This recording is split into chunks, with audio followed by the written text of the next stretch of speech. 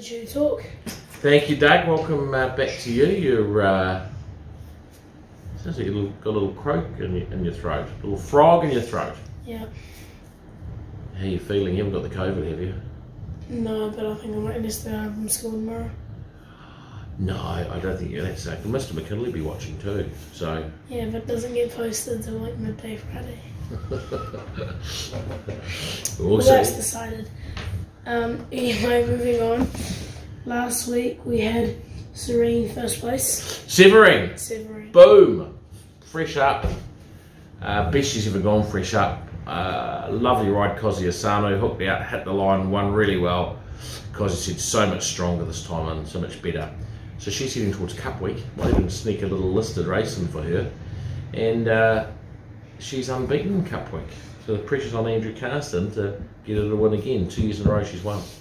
And official was second in a listed race. Woman of the beginnings. Very, very good horse, Tissue. Hated the track. Daryl Bradley had to force his way through a gap, hit the line hard, just missed out winning. Valuable black type. She's a very, very good filly. She's entered for the 1,000 and 2,000 guineas, and that'll be her path. And she's a realistic chance in those. She's very good. Moving on to this Friday at Hawera. Hawera. Well pronounced. Balcerella, race 6.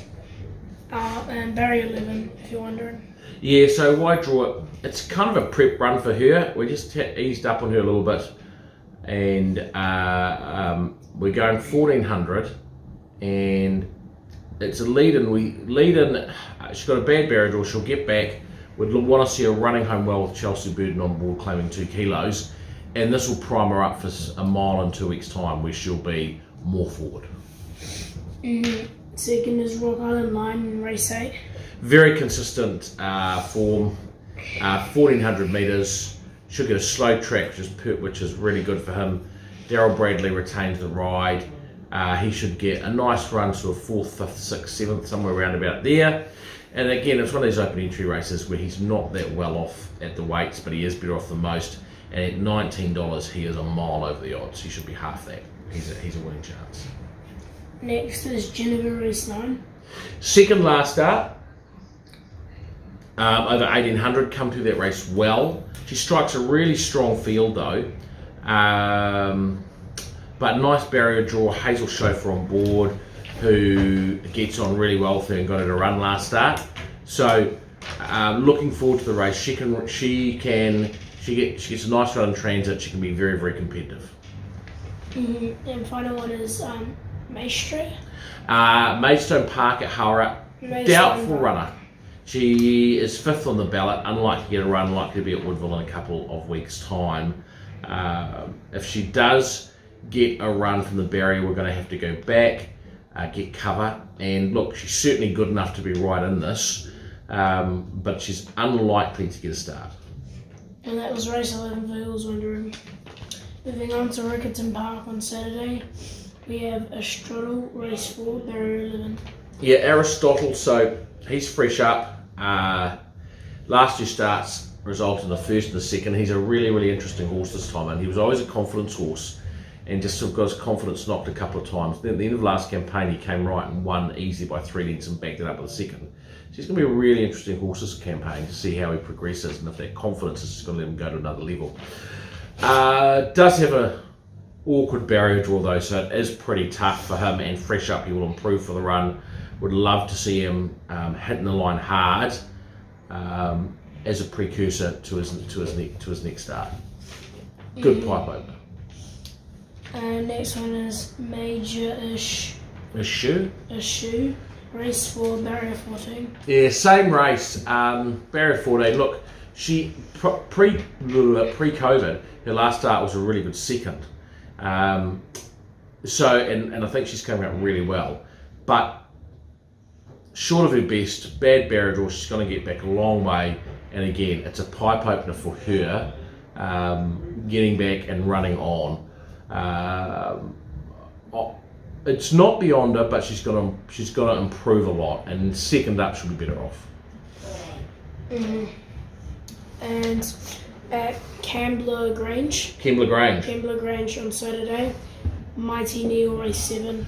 Yeah, Mighty Beal debuting for us. He's got a midfield barrier draw of 8. He's shown us a lot of ability. Won a trial well here in New Zealand before we went over. And Chris Waller's just been working on getting him to relax and finish it off. It is a bit colty, so we've got to keep an eye on that. And his performance on Saturday will determine really whether we need to geld him and start again, or whether he's coping well with it. Should just try and get a run about midfield with him, one off, relaxed, and he can hit the line well. It's a very strong field, but he's a talented horse. I'm really looking forward to seeing him run. And at Doomben on Saturday we have Alward, race 9. Very, very super consistent warrior horse. Unlucky not to win last start. He ran second. He was on the wrong part of the track, got bombed late. The better track was out wide. Unfortunately, this week we've got Barry 11 of 11.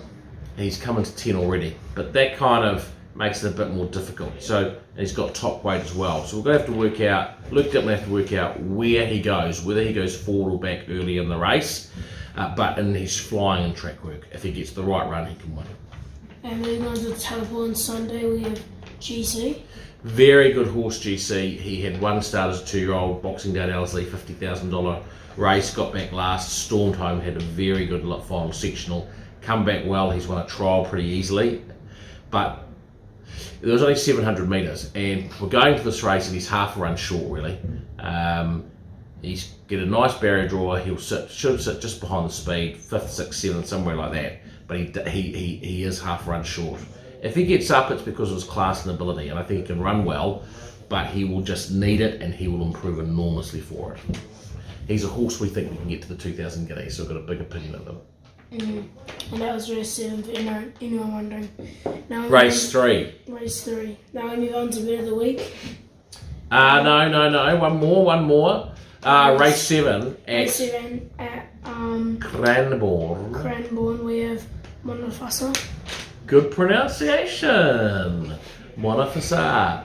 So Cape Cross mare imported from the UK. So second Australian preparation, she's improved a lot since her first preparation. Just acclimatised far better. Her first up run of 1,400 metres, which was way too short, was very good for 7th. She steps to a mile, which is good. She's got Craig Williams on board, but she's got an ugly barrier of 14. She's going to have to go back in the field, just find her feet, relax, and track something into the race. The mile is too short for her, no question. She will be in her zone when she gets to 2,000 metres plus, but with a nice run, and we know she's improved a lot, she can be hitting the line really well. Be interesting seeing what she pays on Sunday, but I wouldn't mind having a few dollars each way on her if she can just get storming home late.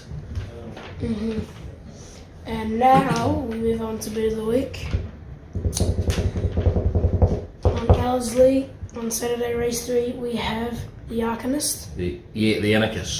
So I've gone for a maiden steeplechaser. And people will be pulling their hair out about that. But I love the steeplechasers at Ellerslie. Paul Nelson trained. He's fit. Had one run on the flat. Then went over the steeples and improved with every run. His last run of the steeples was very good. He is just peaking at the right time. Coming all the way to Auckland, but he's peaking absolutely spot on for the right time. Aaron Kerr on board, who I really like. And I think he's, as long as he's paying about $5, I think he'll be a really, really good each way bet. And that concludes TubeTalk. Thank you, Douglas. Let's hope you're over your croaky throat next week. And we'll see you next week. Bye. They head towards the first car. Garrin, the favourite in front. Giving a sight now from Jealous Boy. Oh, Des Desure just dipped on landing. Nearly dropped the jockey. That's an unbelievable effort to get back into the saddle there. Much between them as they side up towards the last. Gargarin over it from Des Desure, who's a length and a half away. And then our old Countess and our Jackson. Gargarin coming to the last, got over it. Des Desure's having another dip over on the outside. Coming home now. Des Desure, Gargarin fights hard. Des Desure's just in front. What an amazing victory!